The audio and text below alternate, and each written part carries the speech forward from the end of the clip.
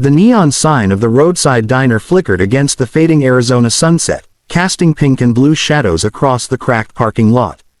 Route 66 stretched endlessly beyond it, a ribbon of asphalt that carried stories most people never heard. Jake Mercer rolled his bike into a slot near the window and cut the engine. The sudden quiet rang in his ears. After 3 days on the road, he needed coffee more than sleep. Inside, the diner smelled of grease, old vinyl seats, and burnt toast. Jake took a booth by the window, his leather jacket creaking as he slid in. The waitress poured him coffee without asking. Bikers were common out here.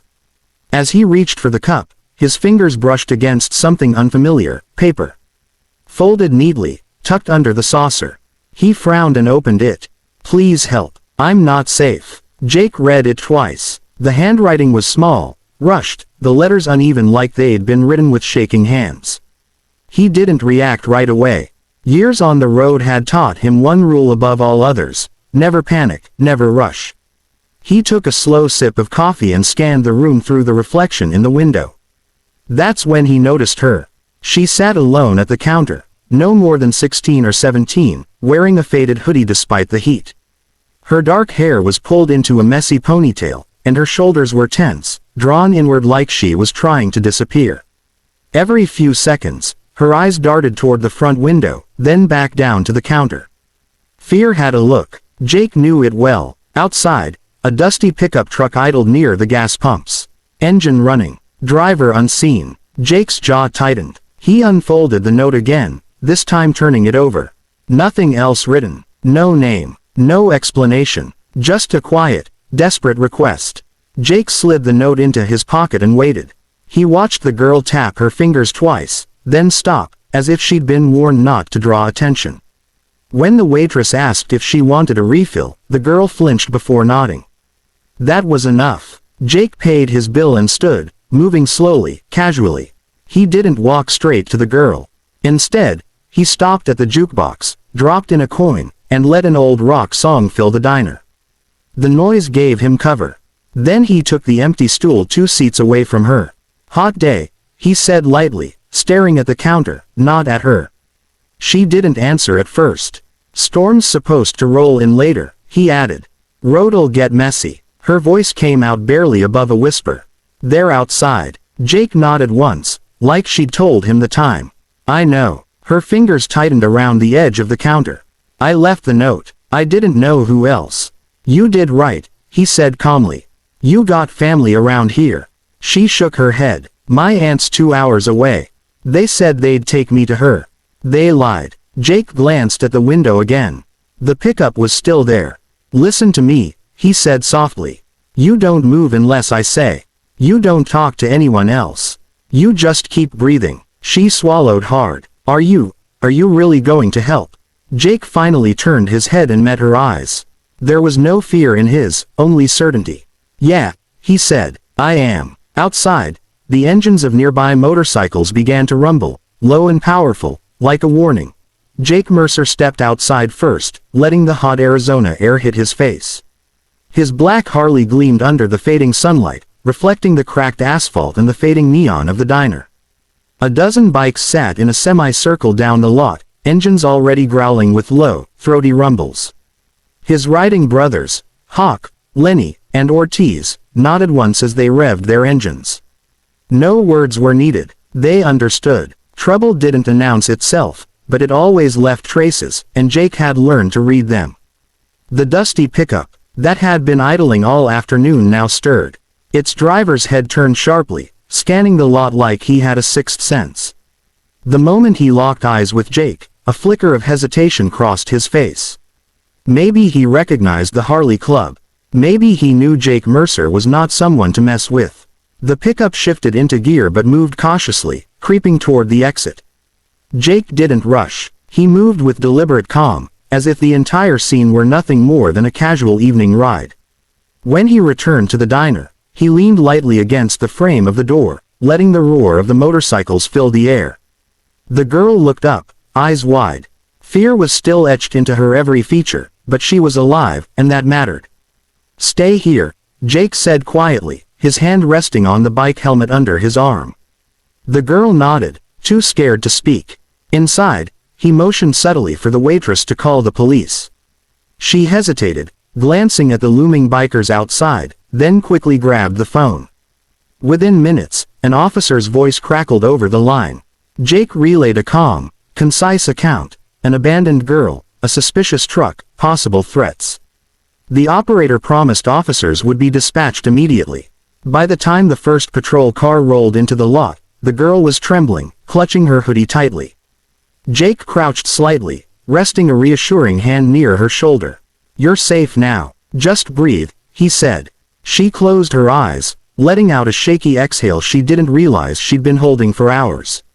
When the officers finally spoke with her, the truth spilled out in fragmented whispers. The threats, the lies, the constant fear, everything that led her to slip a note under a stranger's coffee cup. Jake listened, silent but vigilant, his eyes scanning the parking lot. The truck was gone. Whoever had followed her had retreated. Her aunt arrived soon after, rushing in with tears and apologies. Jake stepped back, letting the reunion unfold. He watched as the girl clung to her relative, the weight of fear slowly lifting from her shoulders. He stayed until the aunt assured him everything was settled. Only then did he allow himself to relax. Before leaving, Jake bent slightly and pulled a leather club patch from his jacket pocket. He held it out, not for her to keep, but as a token. "Keep this," he said softly. "Remember, you're not alone. And if you ever need someone, someone will ride to you." The girl nodded, gripping the patch like a talisman. Jake mounted his bike, hearing the engines around him roar once more in unity. As the group hit the open road, the sunset bled into shades of deep orange and purple, painting the highway ahead. That night, the road felt different. One desperate note had changed everything, reminding him why he rode. Not just for freedom, but to protect those who couldn't protect themselves. The night settled over Route 66 like a heavy velvet curtain. Jake and his crew rode in silence at first, the only sound the steady growl of the Harleys and the occasional hiss of tires on asphalt. The desert stretched endlessly on either side, dotted with flickering gas stations and the faint glimmer of distant town lights. Despite the calm, Jake's mind was racing, thinking about the girl, about how close things had been, about the note that had thrown him into action. Hawk glanced sideways at him from the next bike. "She okay?" he asked, his voice barely audible over the engine. Jake nodded. "Safe with her aunt, for now." His jaw tightened. "But this isn't over." Ortiz let out a low whistle. Who would be tailing a kid like that in the middle of nowhere? Jake shrugged. "Doesn't matter. Doesn't matter who. What matters is we were there. We got her out. That's all that counts." The road twisted ahead, the moon rising high, casting long shadows across the desert. Jake's headlights caught the faint shimmer of something ahead, a roadside sign, weathered and bent, but it made him think. Every mile, every night on the road, reminded him why he rode. It wasn't just the freedom, the speed, the brotherhood, it was moments like this. Moments where a simple act could mean the difference between fear and safety. He thought back to the diner. How her fingers had trembled on the counter. How her eyes had darted toward the pickup. And the moment she whispered, "They're waiting." That single phrase had ignited a chain reaction. A dozen bikers roaring into action, engines shaking the asphalt, a dangerous truck retreating into the night. One note, one desperate plea, had changed the course of the evening. Lenny broke the silence. "Ever think about what would have happened if you didn't see that note?" Jake's gaze stayed on the dark road. "Don't think about it. Can't. You let it haunt you, it'll eat you alive. Focus on the now, on what you can do." They rode another 10 miles before slowing near an overlook, the desert valley spreading below like a sea of shadows. Jake stopped, kicked his stand down, and leaned against the tank. The other bikers gathered, forming a loose circle. The wind swept past, carrying the faint smell of sage and dust. "You did good tonight," Hawk said finally, breaking the heavy silence. "You didn't just ride, you protected someone who couldn't protect themselves. That's what this is all about." Jake nodded, a rare smile tugging at the corners of his mouth. "Yeah, and it won't be the last time. Someone needs help, we ride. That's the code." Ortiz clapped him on the shoulder. "One note, one call, and you flipped the whole night." "Not just her night, Jake. The right thing got done. Jake watched the horizon, the first stars flickering into view. The girl's face kept coming back to him, not with fear this time, but with relief. Safe. Alive. A simple piece of paper had been enough to change the trajectory of her life, and in a way, it had changed theirs too. The motorcycles roared again as they mounted up. The night road beckoned, endless and free. Jake led the way, the desert swallowing their tail lights into darkness. Somewhere out there, someone would need them again, and when that time came, they'd be ready. One note had reminded him of something he almost forgot. Riding wasn't just about the thrill. It was about being the shield for those who couldn't fight, the hand that reaches out when no one else will. And as the horizon faded behind them, Jake knew that as long as he rode, he would always answer that call.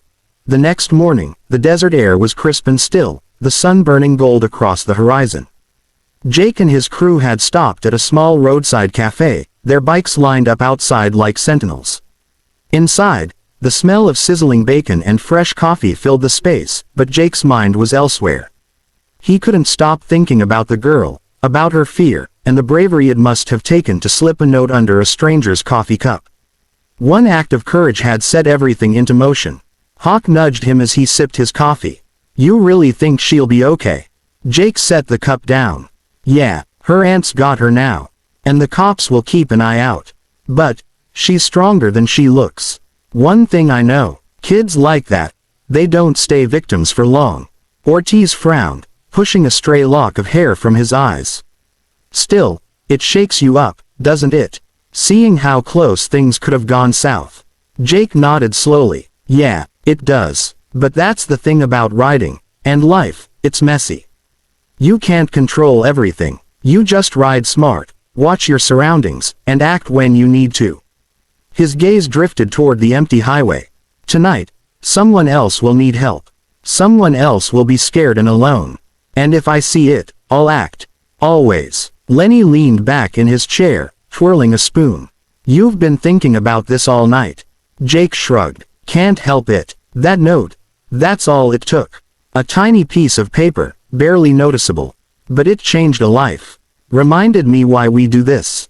Not just for ourselves, not just for the freedom, but for moments like that. Protecting someone who can't protect themselves." Hawk nodded. "Makes you realize how fragile things are. And how powerful a single action can be." Jake's phone buzzed on the table. He glanced at it. A message from a friend in another town, something small, routine, but it reminded him of the world moving around them. He stared at it for a moment, then slid it into his pocket. The note in the diner still held more weight. One little call for help had mobilized them all, had kept someone alive. That's what mattered. The group finished breakfast, the clatter of dishes and low hum of conversation filling the cafe. Jake stood, stretching. Outside, the bikes waited, gleaming in the early sun. Riders and machines, a team ready for anything. He looked around at his brothers, feeling the silent bond that had grown stronger over the years. Loyalty wasn't just words on a patch. It was in actions, in moments like last night. As they mounted up, engines revving to life, Jake glanced toward the empty highway stretching ahead. He thought about the girl again, hoping she'd find courage in her own way. One note, one moment of bravery, had sparked a chain reaction that rippled far beyond that diner. He led his crew down the highway, the desert stretching on either side, the morning sun casting long shadows. Each mile was a reminder that life was unpredictable, but courage, like that note, could ignite change. And Jake knew, no matter how long the road ahead, he and his brothers would always ride toward those who needed help, answering calls that others might overlook. Because that was the code they lived by. And that code had saved a life yesterday, and would save more tomorrow. The road was endless, but Jake rode it with certainty, ready for whatever came next. By late afternoon, the Arizona sun hung low, painting the desert in deep oranges and purples. Jake and his crew had pulled off onto a quiet stretch of road near a small canyon overlook. The bikes rested on their stands, the engines cooling with soft hisses. The group sat in silence for a moment, watching the sky deepen and the shadows stretch across the rocky terrain. After last night, after what they had done, words felt unnecessary. The memory of the girl, her wide, fearful eyes, still lingered. Hawk broke the silence first. You ever think about what it must have been like for her? Just sitting there, scared out of her mind, hoping some stranger notices a note. Jake ran a hand over his jaw. Yeah, I think about it a lot. I keep picturing her fingers trembling on the counter, the way she glanced at that truck. She was terrified, but she did what she had to. That's courage, man, real courage. Ortiz nodded, and that little note, it changed everything. One simple cry for help, and you guys flipped the whole night. Jake leaned back against the bike, watching the canyon shadows stretch. It's funny, isn't it? How something so small can carry so much weight. One note, one decision, it can turn the whole night, maybe the whole life, around. Lenny whistled softly. Makes you think. About us, too. About why we ride. Not just for the thrill. Not just for freedom. But for moments like this. Being there when someone's at their lowest. Jake glanced at his brothers, their faces serious in the fading light. Brotherhood wasn't just about bikes and leather patches, it was about showing up when it mattered, about protecting those who couldn't protect themselves. That was a code he'd lived by for years, but last night had reminded him why it was so important. He thought about the girl again. How she had held the leather patch he'd given her, how a small token could mean so much. It wasn't about the patch, it was about the message, you're not alone. Someone is here for you. That was a lesson Jake carried with him every time he mounted his bike, every time he rode through the empty highways and dusty towns. The sun slipped lower, spilling a golden glow across the canyon. Jake's phone buzzed, a simple alert, but he ignored it. The road had their attention now. The world outside would wait. They had done their part today, saved a life, and reminded themselves why they rode. Hawk clapped Jake on the shoulder. So, what now? Jake smiled faintly. We keep riding. We stay alert. We watch for the next note, the next person who needs help. It's out there. Always is. Ortiz started the bikes first, a low roar rolling through the canyon. One by one, the others followed, engines vibrating against the rocks. Jake swung his leg over his Harley, feeling the familiar weight, the steady rumble beneath him. As they rode back onto the highway, the sky turning deep indigo, stars beginning to pierce the darkness, Jake felt a quiet satisfaction. One small act, a note, a choice, had set everything in motion. It had reminded him that courage often came from the smallest gestures, and that the code they lived by mattered more than any patch, any road, or any speed. And as the night swallowed them, the desert open and endless, Jake knew that no matter what came next, he and his brothers would always answer the call. Because sometimes, a life depended on it. One night, one note, one decision, and everything had changed.